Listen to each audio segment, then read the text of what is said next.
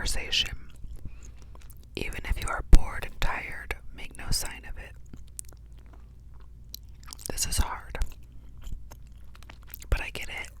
I get why it's a rule, and it's something I need to work on.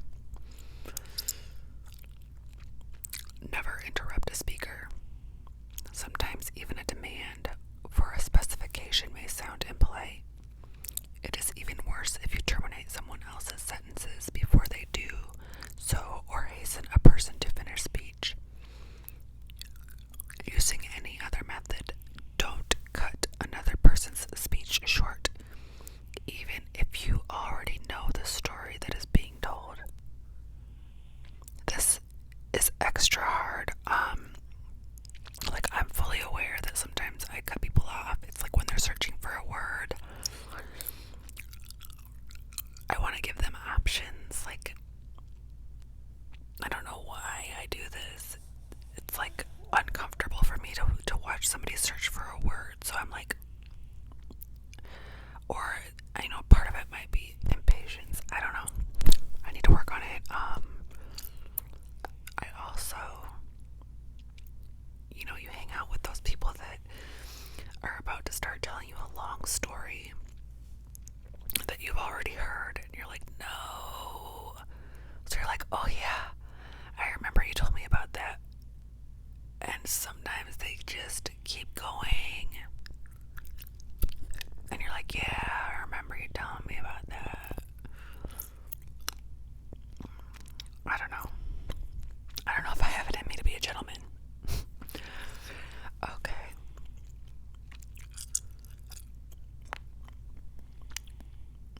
Don't try to prove your point by raising your tone of voice.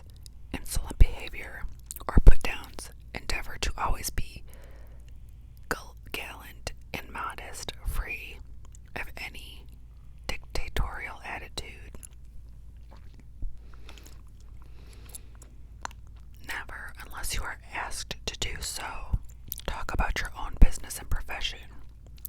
Essay to devote little attention to yourself. I've heard different schools of thought on that, so I don't know. An intelligent, educated gentleman usually is discreet, even if he feels superior to other people in the company. He would never attempt to show his supremacy. He would try not to discuss topics that other people are incompetent to converse on.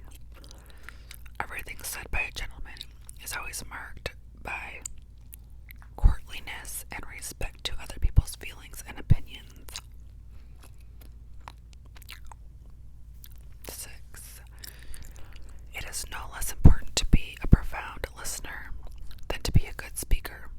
Ability to listen is proper to a man from a good society. This skill makes a person an agreeable conversation partner. 7. Never listen to a conversation that is not supposed to be heard.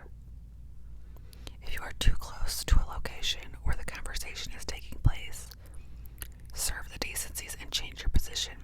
Yes, yes, yes. I am very uncomfortable hearing other people's conversations. I absolutely hate it. A huge pet peeve of mine is when, and this has happened a lot lately, I'm at a store and some lady or guy will be, it's always a lady, but I know I've seen guys do this too. It could be either. Their phone's on speakerphone as they're shopping, and you can hear everything, and I don't know, do they think the whole store is theirs? It's so freaking annoying and disrespectful, and nobody wants to hear your private business. I don't, and it's such nonsense. It's like, if you're in the grocery store, is somebody telling you to go grab a can of something? Why are you having just some nonsense conversation for everybody to hear in the grocery store? Or it's gossip or something. You're like, oh my God, why are you 40-some years old gossiping through the whole grocery store?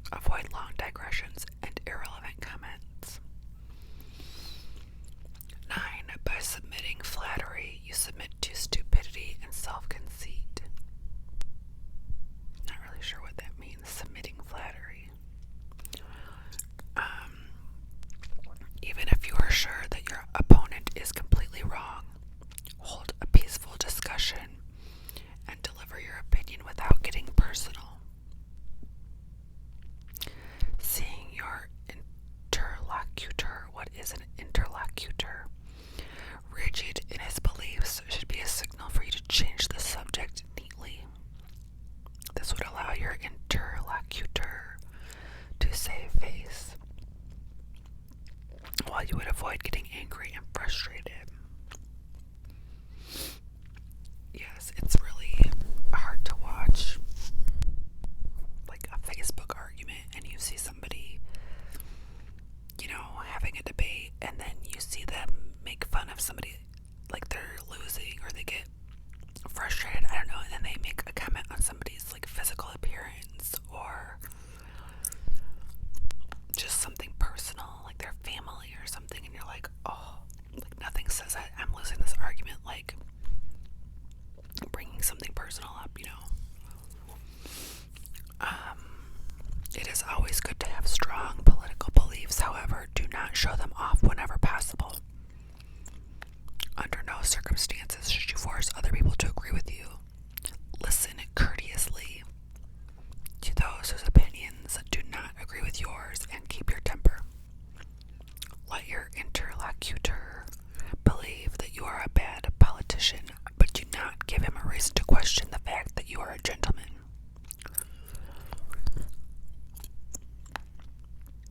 12. Do not compare your friends to each other.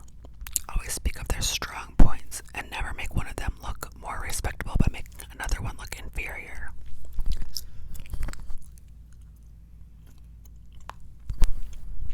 Keep out of conversation topics that may upset those who do not partake in your discussion. Never do gentlemen slender or listen to other people slender. Yeah, I agree. Know your room. Read the room. 14.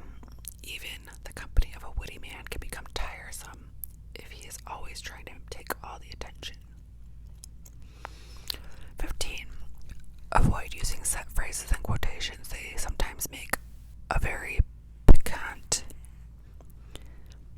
addition to conversation, but when they become a constant habit, they are exceedingly tedious and in bad taste.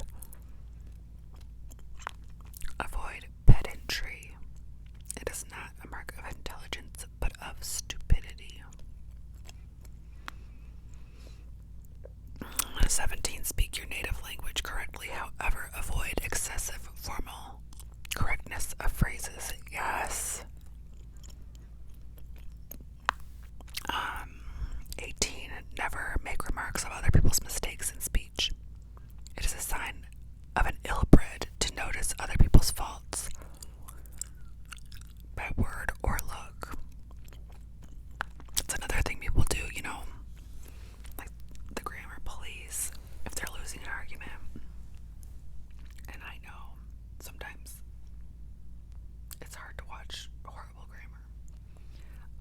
But there are times, like, I'm okay with grammar, and there are times when I'm hurrying up and typing something, and I don't notice till later that I didn't put my apostrophe in your or something. I don't know. Or I did like speech to text, and I don't know. Just don't jump down people's throats about that, because a lot of times they just aren't putting a lot of effort into typing something stupid that, you know what I'm saying? Or maybe they didn't get the education that you did, and they can still make a valid point without, knowing everything about grammar or spelling. Alright. If you are a professional or scientific man, avoid using technical terms. This would be a sign of bad taste because many will not understand you. However, if you accidentally use a word or phrase, don't explain its meaning. No one will thank you for pointing out their ignorance, yet it can be a little condescending when you use a big word that's maybe common in your profession, but nobody else knows what it means, and you're like, oh, that means this. So,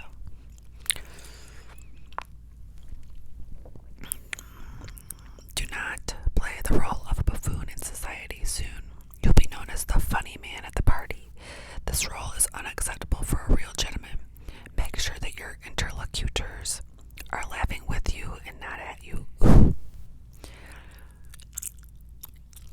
Avoid boasting. It is in very bad taste to speak of your money, connections, and other resources. Yes, I get secondhand embarrassment when I watch people do this.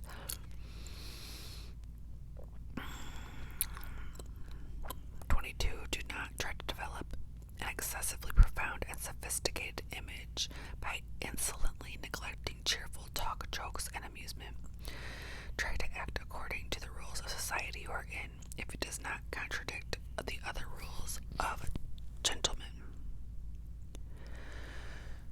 23. It is rude, ill-mannered, and foolish to constantly use quotes, terms, and expressions when speaking in a foreign language.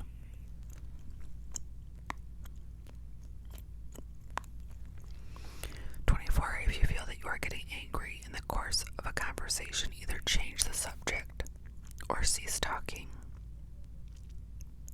Being hot with rage, you may utter words that you would never use in the cold light of day. There is a high chance you are regretting those words later. Yeah, pause. Pause, the 3 P's. Pause, pray, proceed.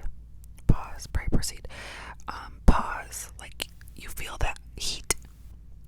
Just be like, I think I need a minute, or let's come back to this, or circle back.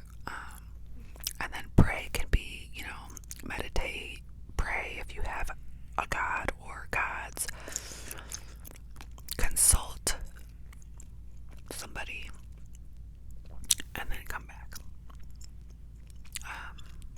25. Never talk of ropes to a man whose father was hanged. That's a quote. It is vulgar, but popular. Is a vulgar but popular proverb. Avoid subjects that may be too personal, and stay out of family matters. Avoid seeing the skeleton in other people's closets. But if you are entrusted with a secret, regard it as a sacred confidence, and never share your knowledge with a third party. What you hear here, what you say here, what you hear here, let it stay here, or something like that. 26, even though traveling promotes the march of the mind and broadens horizons, you should not be constantly saying, when I was in Paris, or they never wear those in Italy. Yeah. That's kind of a rude way of putting, I don't know, I get what they're saying. Like, dude, you've been to Paris one time for 2 days, you don't know what they do there all the time. 27. Avoid gossip. It is repulsive in a woman, but in a man it is utterly ignoble. IGNOBLE. Yes. Gossip. The older you get, the more unattractive it is to see somebody gossiping. So that is those ones. And then, if you've seen the movie Kingsman, I love that movie, and I'm not into movies like that, but I love that movie.